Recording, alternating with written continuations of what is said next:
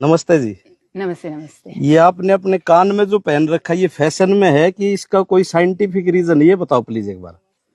पहले तो scientific word से मेरे को जरा दिक्कत है, अच्छा अच्छा अच्छा। क्योंकि साइंस साइंस ये एक अंग्रेज का मनगढ़ंत चीज है।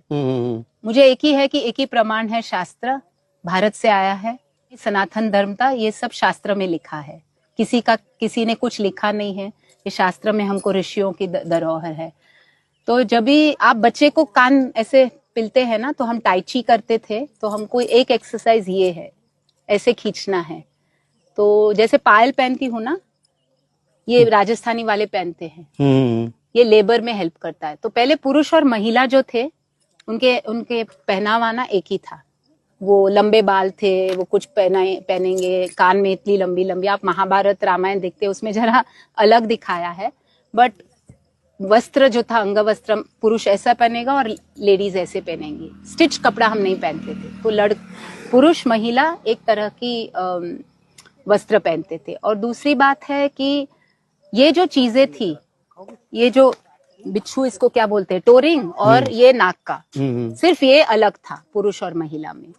तो ये इसके लिए है कि लेबर पेन में आपको आसानी हो। तो कान में ये टोचा गया था, ये आपका प्रेशर पॉइंट्स, जैसे टाइची में बोला जाता है ना, इसको हम खींचते हैं 1 2 3 4 36 टाइम्स। तो टाइची में किधर से आया? तो ये मेरी माँ बोलती थी, ये नाक का बनवा दो। मैंने बनाया नहीं शादी के टाइम, बाद में बना दिया।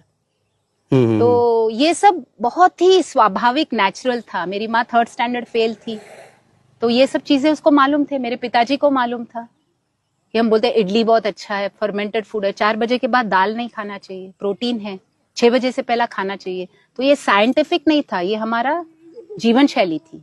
ये वापस आएगा तो बीमारियां, अभी तो सब बीमार है। मतलब तो ये फैशन में नहीं है, जीवन शैली में, ये जरूरत ये है। मैं 30 साल से पहन रही हूँ, ये 30 साल से पहन रही हूँ, और लोगों से सीखा। ऑर्डिनरी किसी को, राजस्थान गई थी तो वहां देखा तो ये पहना, तो ये बोले बैक पेन को ये असर करता है, आज बैक पेन। तो आपको कुछ फायदा मिला ये पहनने से?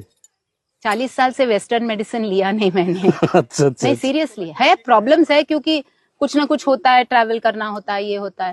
बट वो हम जीवन शैली अपनी, एक बात और बता रहे थे कि सोना कहाँ तक पहनना चाहिए और चांदी कहाँ तक, वो भी आपने। पहले मैं ये बड़ी बड़ी, आज जो करते हैं ना बड़ी बड़ी आर्टिफिशियल चीजें, वो मैं 20-30 साल पहले पहनती थी। तो मेरी माँ बहुत गुस्सा करती थी, नहीं पहनना चाहिए, दरिद्र होता है ये।